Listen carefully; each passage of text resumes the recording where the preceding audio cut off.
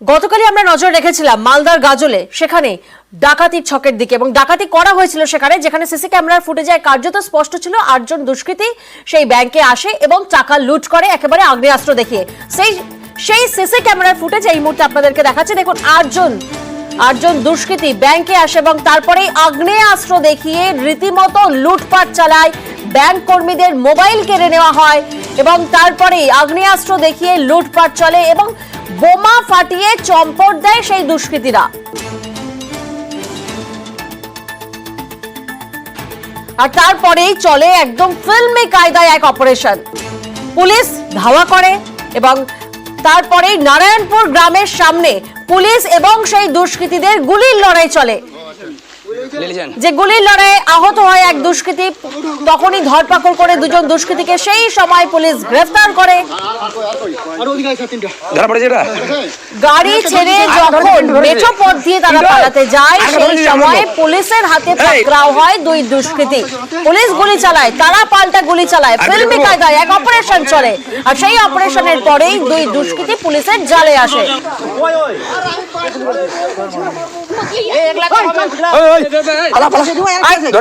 এরপর যে তথ্য সামনে উঠে আসছে, চাঞ্চল্যকর এক তথ্য। প্রতিবেশীর ডাকাতির ছক, ভাবুন একবার, ব্যাংকের ডাকাতি প্রতিবেশীর।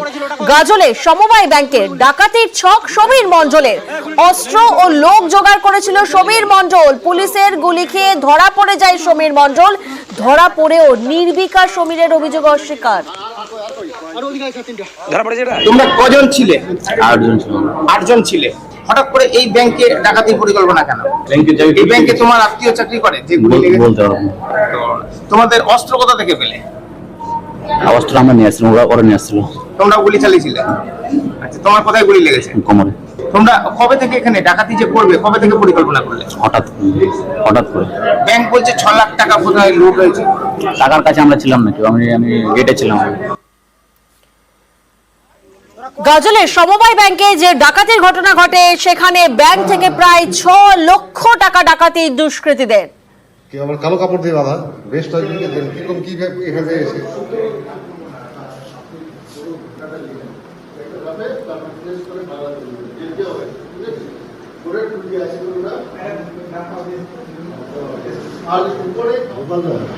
আগ্নেয়াস্ত্র দেখিয়ে চলে লুটপাট।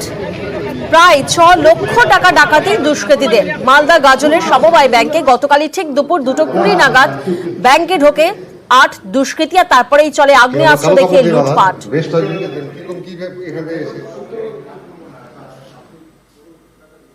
গাজলে সমবায় ব্যাংকে ডাকাতির ঘটনার পর পুলিশ ডাকাত দলকে ধাওয়া করে, আর তখনই পুলিশ ডাকাত দল গুলি বিনিময়ের ঘটনা ঘটে এবং তাতে 2 জন ডাকাতকে গ্রেপ্তার করে ফেলা সম্ভব হয়েছে। একজন তাদের মধ্যে কিন্তু গুলিবিদ্ধ হয়েছে, যার চিকিৎসা করতে এই মুহূর্তে আনা হয়েছে মালদা মেডিকেল কলেজ হাসপাতালে। সে কিন্তু ডাকাতির ঘটনার কথা স্বীকার করেছে এবং ডাকাত দলের সঙ্গে এই দুষ্কৃতী জড়িত ছিল এবং তার দাবি হঠাৎ করেই নাকি ডাকাতির পরিকল্পনা হয়। কিন্তু তিনি জানাচ্ছেন যে 8 জন এই ডাকাত দলে ছিল এবং তারা যখন পালাচ্ছিল তখন পুলিশ চারধার দিয়ে ঘিরে ফেলে এবং সেই সময় সে ধরা পড়ে যায়। তার কাছ থেকেই বাকি ডাকাত দলের সদস্যদের ছবি দেখিয়ে তাদের সম্পর্কে তথ্য জানার চেষ্টা করছে পুলিশ।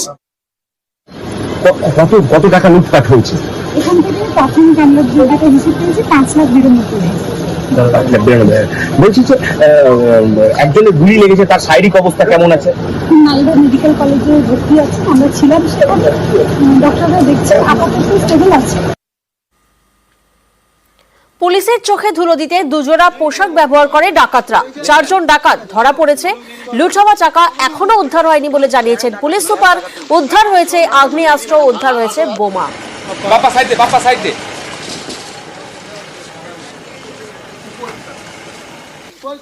তো 4 জন টোটাল এখন ডিটেইনড আছে, আর বাকি যে গ্যাংস ডিটেলস আছে ওটা আমরা পেয়েছি। তো ওটা আমরা রেড করছি, আর কিছু বম্বস পেয়েছি, আর আমরা আর্মস রিকভার করেছি। পুরনো রেকর্ড আছে স্যার, যারা ডিটেইন হয়েছে তাদের পুরনো রেকর্ড আছে, ক্রিমিনাল রেকর্ড।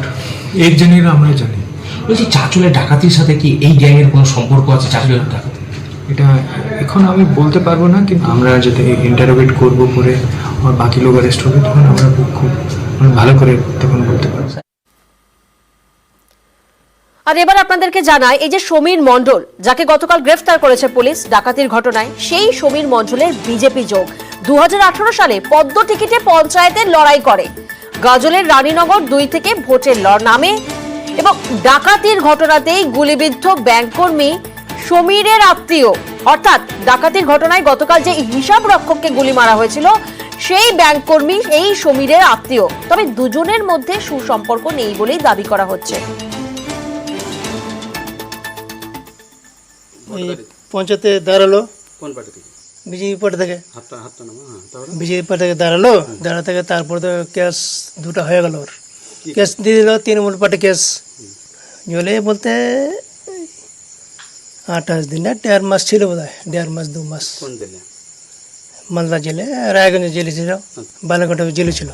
তাকে তো জাম টাম করলাম, তারপরে তাকে তো আর কি, এখন বাড়িতেই ছিল। এখন আজকে যে হঠাৎ হয়েছে আমি তো জানি না। 2টো ছেলে ছিল রাত্রিবেলা, ওই আর একটা সময় মানে কি ওরা চলে গেল, এই শব্দ হলো আওয়াজ, যখন শুনতে পেলো কি আমি জানি টাকার বাসটা গেলো গাড়ি সবসময় তো, তারপর আর একবার আওয়াজ হলো, তারপর শুনতে ব্যাংক বেলা ছিনতে হয়ে গেলো। আচ্ছা, ব্যাংকের কর্মী যে গুলি খেয়েছে সে আপনার কে হয়? ভাগিনা। সংসার ওই তো বউটা দোকানে থাকে, ছেলেটাকে আমাকে পড়াচ্ছি, ওই তো একাই খায়। আমাকে মানে কি এখন 30 বছর 30 টাকা আমাকে দেয়নি, না কোনো সম্পর্ক নাই আমার।